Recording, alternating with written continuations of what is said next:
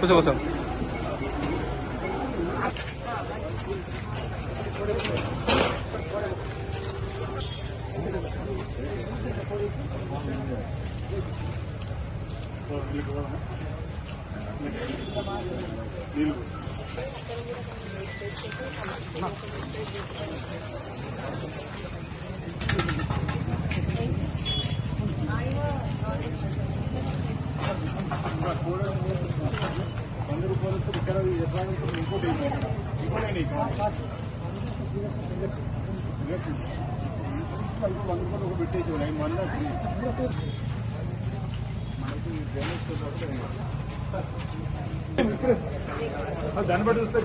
అందరికీ నమస్కారాలు. ప్రెస్ మిత్రులకు, ఎలక్ట్రానిక్ మీడియా, ప్రింట్ మీడియా మిత్రులకు నమస్కారాలు. ఈ రోజు దక్షిణ కాశీగా పేరుగాంచినటువంటి వేములవాడ టెంపుల్ సిటీగా అభివృద్ది పరిచాలని చెప్పని ఇందిరమ్మ రాజ్యంలో గౌరవ ముఖ్యమంత్రి రేవంత్ రెడ్డి గారు అధికారం చేపట్టిన తర్వాత గత సంవత్సరం నవంబర్ 20వ తేదీన సుమారు 150 కోట్లతో భూ పూజ చేసుకుని పనులు చేపడుతున్న సందర్భంగా, పనులు వేగవంతంగా జరుగుతున్న సందర్భంగా ఈ రోజు గౌరవ కలెక్టర్ గరిమా అగర్వాల్ గారితో అధికారులతో కలిసి పనులు సమీక్షించడం జరిగింది.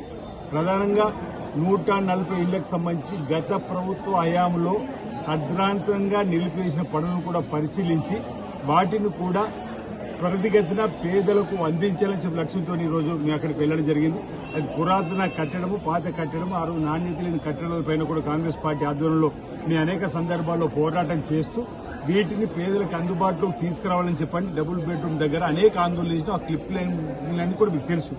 అక్కడ ఈ రోజు మేమందరం కూడా వెళ్లి వాటిని స్వయంగా పరిశీలించి నాణ్యత లేని కట్టడాలను పరిశీలించినప్పుడు మీ కూలింది కూడా కుంగింది కూడా చూసిండ్రు. అక్కడ మళ్లీ కొత్తగా కట్టడం చేపడుతూ పేదలకు ఇచ్చేటువంటి ఏర్పాటు, అక్కడ డబుల్ బెడ్రూమ్ సంబంధించి 144 మందికి ఇచ్చేటువంటి ఏర్పాటు చేయడంలో వేగవంతంగా డబుల్ బెడ్రూమ్ పనులను కూడా పరిశీలించడం జరిగింది. ఆ తదుపరి 2015లో ఫౌండేషన్ వేసినటువంటి బ్రిడ్జి నిర్మాణం పనులు కూడా వేగవంతం చేయాలని చెప్పి అక్కడ ఉన్నటువంటి నిర్వాసితులకు సంబంధించినటువంటి అంశాన్ని ఒక కొలుకు తీసుకుని వచ్చి 3వ బ్రిడ్జిని కూడా నిర్మాణం త్వరితగతిన పూర్తి అని చెప్పి ఆదేశాలు జరిగింది. సంబంధించిన కాంట్రాక్టర్ దగ్గర ఫైల్స్ వేస్తున్న పరిస్థితి కూడా చూడడం జరిగింది. ఆ తర్వాత అధికారులు కూడా ఆదేశాలు ఇవ్వడం జరిగింది. ఆ తదుపరి 80 ఫీట్ల రోడ్డు వేములవాడ పట్టణ భక్తుల సుదీర్ఘ కాలం నిరీక్షించి 54 సంవత్సరాలు ఎదురు చూస్తున్నటువంటి రోడ్డు వెడల్పుకు సంబంధించిన 80 ఫీట్ల రోడ్డు కూడా పరిశీలించడం జరిగింది. ఇరువైపులా డ్రైనేజ్ వస్తున్నటువంటి దాన్ని కూడా స్వయంగా పరిశీలించడం జరిగింది. మధ్యలో కూడా ఒక డివైడర్ ఉంటే బాగుంటుందని చెప్పి భక్తుల సూచన మేరకు 80 ఫీట్లలో మధ్యలో ఏ విధంగా తీసుకొని చెప్పని సూచన చేయడం చూడడం జరిగింది. ఆ తదుపరి వేములవాడ ఆలయం అంటే టెంపుల్ సిటీగా మీ అభివృద్ధి చేస్తున్న ఆమె మేరకు వీటన్నింటి చూస్తూ వేములవాడ ఆలయంలో కూడా సుమారు 76 కోట్లతో పనులు వేగవంతం అవుతున్నాయి. ఏదైతే చెన్నై నుంచి వచ్చినటువంటి భారీ యంత్రాంగం దగ్గర కూడా జరుగుతున్న పనులను కూడా సమీక్షించడం జరిగింది. అంటే అడుగుదరి గట్టిగా దొరికేంత వరకు కూడా వేసేటువంటి ఫైల్స్ కూడా స్వయంగా చూడడం జరిగింది. ఆ తదుపరి భీమేశ్వర ఆలయంలో కూడా వచ్చేటువంటి భక్తులకు ఎలాంటి అసౌకర్యాలు కలగకుండా తలనీరాల కళ్యాణ కట్ట దగ్గర నుంచి వచ్చేటువంటి భక్తులకు ఎక్కడ స్నానాలు చేయాలని చెప్పినటువంటి అంశం చూడడంతో పాటు భీమేశ్వరునికి వచ్చేటువంటి కోడెమ్మకు చెల్లించుకునేవారు కానీ లేదా ఇతరత్ర 100 రూపాయల టికెట్ కానీ ఫ్రీ దర్శనకు వచ్చే వారికి ఎలాంటి లోటుపాటు రాకుండా క్యూ లైన్ కూడా స్వయంగా పరిశీలించడం జరిగింది. ఎక్కడ ఏ విధంగా వెళ్లాలి భక్తులు, ఏ విధంగా ఇబ్బంది రాకుండా చూడాలని చెప్పినట్టు చూడడం జరిగింది. అదేవిధంగా రావి చెట్టు దగ్గరకు వచ్చేటువంటి భక్తులు కూడా మరి వచ్చేటువంటి వారికి ఎలాంటి ఇబ్బంది తలెత్తకుండా తగు చర్యలు తీసుకోమని చెప్పండి ఈరోజు సంబంధిత అధికారులకు కలెక్టర్ గారి ద్వారా ఆదేశాలు ఇవ్వడం, స్వయంగా పరిశీలించడం జరిగింది. గౌరవ ముఖ్యమంత్రి రేవంత్ రెడ్డి గారి ఆదేశం మేరకు త్వరలోనే వీలైన తొందరగా ఈ పనులను కూడా పూర్తి గావింపు చేయడంలో నిమగ్నమవుతామని చెప్పి ఈ సందర్భంగా అందరి సహకారం ఇవ్వాలని చెప్పి సందర్భంగా కోరుతా ఉన్నాను. అన్నొకటి పాతవి ఏదో బయటకు వస్తున్నట్టున్నవి ముఖ చిత్రాలు ఏవైతున్నాయో ఇక మేము బయట ప్రపంచానికి అధికారికి ఇక్కడ కూడా విడుదల చేయడం జరగలేదు. అది బహుశా ఇంతకుముందు గత ప్రభుత్వ హయాంలో రంగురంగుల బ్రోచర్లోనే అభివృద్ధి చూపించారని చెప్పినటువంటి సందర్భం, రంగురంగుల వీడియోలు అభివృద్ధి చూపించారని ఆనాడు చెప్పినటువంటి మేమైతేనో ఆ బ్రోచర్లు ఆ వీడియోలు విడుదలైనట్టుగా మేము భావిస్తా ఉన్నాం.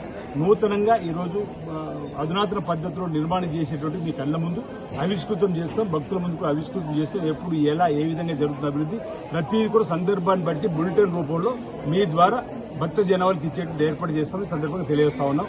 ఊహాజనిత చిత్రాలు ఎవరైనా వేసుకోవచ్చు. ఊహాజనిత చిత్రాలు ఎవరు వాళ్ళు సోషల్ మీడియా మనకు అంటే స్వాతంత్రం వాక్కులాగా అంటే ఉన్నటువంటి సందర్భంలో ఇస్తున్నటువంటి దాన్ని మీ ఎక్కడ కూడా ఎవరిని తప్పుపడతలేదు. కానీ వాటిని అధికారితో విడుదల చేసినటువంటి కావాలని మాట సందర్భంగా తెలియజేస్తా ఉన్నాను. గత బీఆర్ఎస్ ప్రభుత్వ హయాంలో నాణ్యత లేని కట్టడాలు కడుతున్నారు, అక్రమార్జనకు తెరదీసినరు. అనేటువంటి ఆరోపణతోటి మేము కాంగ్రెస్ పార్టీ అధిలో అనేక నిరసనలు వ్యక్తం చేసినాం. ఈరోజు గత బీఆర్ఎస్ ప్రభుత్వ హయాంలో నిర్మాణం చేసినటువంటి డబుల్ బెడ్రూమ్ కట్టడం నాసి రకము, నాణ్యత లేనిది. ఆనాడు మేము ఆందోళన చేసినాం. ఇప్పుడు ఎక్కడైతే కూలిందో, ఈరోజు కుంగిందో, నేను గరీమా అగర్వాల్ గారు, గౌరవ కలెక్టర్ గారు కలిసి స్వయంగా డబుల్ బెడ్రూమ్ పరిశీలించి వెంటనే వాటిని తిరిగి నిర్మాణంలో తీసుకుని వచ్చి లబ్ధిదారులకు అందజేయాలని చెప్పని పరిశీలించడానికి వెళ్ళి మేము నిలబడితేనే కుంగిపోయింది.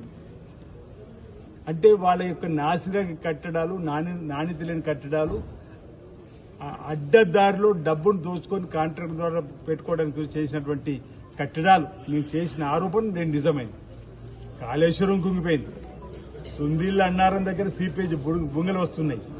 వాళ్ళ హయాంలో ఎక్కడికెక్కడ దోచుకోవడానికే చేసినటువంటి కార్యక్రమం తప్ప నిజంగా పేద ప్రజానికానికి ఉపయోగపడేటువంటి నిర్మాణాలు జరగలు, కట్టడాలు జరగడానికి నిదర్శనం నేడు వేర్ల పట్టణంలో గత బీఆర్ఎస్ ప్రభుత్వ హయాంలో నిర్మాణం ఏదైతే నాణ్యత లేకుండా నాసిరకంతో చేసినటువంటి కట్టడం కుంగిపోయింది, కూలిపోయింది. స్వయంగా మీరు చూశారు. ఈరోజు మేము ఆరోపణ చేసినప్పుడు ప్రజలు మమ్మల్ని విశ్వసించలేరు. కానీ మేము ఏదైతే ఆరోపణ చేసిన ప్రాంతం బహుశా వీడియోలు ఒకవేళ చూస్తే ఇప్పుడు ఏదైతే నిర్మాణం దగ్గర నా ఫోటో ఉండుంటుంది. ఇది నాణ్యత లేని కట్టడం అని అన్నా. అప్పటికే కుంగింది కాస్త. ఈరోజు పూర్తిగా పడిపోయింది, కూలిపోయింది. అంటే మా ఆరోపణలో పస ఉందని ఆ రోజు ప్రజలు విశ్వసించారు కాబట్టి మాకు పట్టం కట్టారు. ఇంద్రమ్మ రాజ్యం వచ్చి రేవంత్ రెడ్డి ముఖ్యమంత్రి అయినారు, నేను ఎమ్మెల్యే. ఈరోజు వారి యొక్క శాశ్వతంగా వారి యొక్క నిర్మాణం కుంగిపోయింది, కూలిపోయింది. ఇప్పుడు సరే మేము అనడమే కాకుండా సొంతింట్లో చెల్లి కవిత కూడా ఆ మాట అంటున్నారు. ఈరోజు బంగారం అయింది, తెలంగాణ అంతా బంగారమైంది అంటుండ్రు. ఒక హరీష్ రావు ఇంట్లోనో సంతోషరావు ఇంట్లో బంగారం అన్నట్ట ఎక్కడా కూడా కాలేదు. కేవలం దోచుకోవడానికి కోసం, దాచుకోవడానికి కోసం చేసిన ప్రయత్నం తప్ప మరొకటి కాదని చెప్పండి. మన వరంగల్ వచ్చినప్పుడు కవిత కూడా గత ప్రభుత్వ హయాంలో జరిగిన అవినీతి ఆరోపణలపైన నిన్న మెదక్లో కూడా నేను చెప్తున్నా, చూడండి, వినండి, దీనిపైన విచారణ జరపండి అని. ఇప్పుడు కవిత గారు ఈ డబుల్ బెడ్రూమ్ ఏదైతే వేలలో కూలిపోయింది దానిపైన కూడా స్పందిస్తారని చెప్పి నేను భావిస్తున్నాను. ఎందుకు నేను చెప్పదలుచుకున్నట్టే గత ప్రభుత్వ హయాంలో అక్రమంగా నిర్మాణాలు జరిపి అవినీతి కట్టడాలు, నాణ్యత లేని కట్టడాలు, నాసిరకం కట్టడాలు వాళ్ళు కేవలం ఆ 10 సంవత్సరాలు దోచుకోవడానికి కోసం చేసినటువంటి ప్రయత్నంలో భాగంగా ఈరోజు కళ్ళ కట్టినట్టు కనిపించింది. ఎవరికి ఏం జరగలేదు. జిల్లా కలెక్టర్ గరిమ అగర్వాల్తో ఈరోజు డబుల్ బెడ్రూమ్ సంబంధించిన ఇండ్ల పరిశీలన చేసినాం. 2015లో బ్రిడ్జి నిర్మాణం భూమి పూజ చేసి వాళ్ళు వదిలేసినటువంటి దగ్గర మేము నూతనంగా బ్రిడ్జి నిర్మాణం చేసే ప్రాంతాన్ని పరిశీలించినాం. 80 ఫీట్ల రోడ్డు ఏదైతే పనులు జరుగుతున్నాయో వేగవంతం చేసే క్రమంలో వాటిని కూడా పరిశీలించి డ్రైనేజీల వ్యవస్థను కూడా చూడడం జరిగింది. మధ్యలో ఒక డివైడర్ నిర్మాణం చేయాలని చెప్పి ఒక నిర్ణయం తీసుకున్నాం. తర్వాత 76 కోట్లతో టెంపుల్ సిటీగా వేయాలని తీసుకున్నాం. ఇక్కడ కార్మిక ధార్మిక క్షేత్రంగా ఈ జిల్లా వెలుసిల్లుతున్న సందర్భంలో కార్మిక రంగానికి ఇప్పటికే నేతలకు చేతిని పని కల్పించే కార్యక్రమం. గత ప్రభుత్వం ఇక్కడ కూడా 325 కోట్లు బతుకమ్మ చీరల పేరిట బాకీ పెట్టిపోయింది. యువరాజుగా పేరు పొందిన కేటీఆర్ అనా పైసా కూడా ఎగ్గెట్టిపోతే ఆ 325 కోట్లు ఇచ్చి వాళ్ళకి చేతిని పని కల్పించారు. అదేవిధంగా ధార్మిక క్షేత్రంలో కూడా సుమారు 150 కోట్లు వెచ్చించి అక్కడ కూడా వచ్చే భక్తులకు మెరుగైనటువంటి కార్యక్రమాలు 76 కోట్లతో చేపట్టేటువంటి కార్యక్రమాన్ని కూడా స్వయంగా భారీ యంత్రంతో చెన్నై నుంచి వచ్చినటువంటి యంత్రం ద్వారా చేసే పనులు స్వయంగా పరిశీలించడం. భీమేశ్వరాలకు వచ్చేటువంటి భక్తులకు మెరుగైన రీతిలో క్యూ లైన్లను వచ్చే భక్తులు త్వరితగతిన శీఘ్రతరంగా స్వామివారి భీమేశ్వర స్వామి ఆలయం, అదే రావి చెట్టు దగ్గర కూడా వచ్చేటువంటి భక్తులకు స్వామివారిని తెరపై దర్శించుకునే కార్యక్రమం సంబంధించినటువంటి అన్ని ఏర్పాట్లు కూడా ఈరోజు పరిశీలించి రావడం జరిగింది. ఈ క్రమంలో ఈ క్రమం ఇదైతే డబుల్ బెడ్రూమ్ దగ్గర సంఘటన జరిగింది. ఎవరికి ఏమీ జరగలేదు. కానీ గత బీఆర్ఎస్ ప్రభుత్వం యొక్క కుయుక్తులు ఈరోజు ఈ కూలిన దాని పట్ల, కుంగిన దాని పట్ల బయట ప్రపంచానికి మరోసారి తేడతెలియమైందని చెప్పి వారి అవినీతి అక్రమాలు, వారికి ఏవైతే అభివృద్ధి మాటను తీసుకున్నటువంటి నజరాళ్ళు, ఈ నిర్మాణం నాసిరకం నిర్మాణాలు ఈరోజు మరోసారి బయటపడ్డదని చెప్పని నేను చెప్పదలుచుకున్నాను.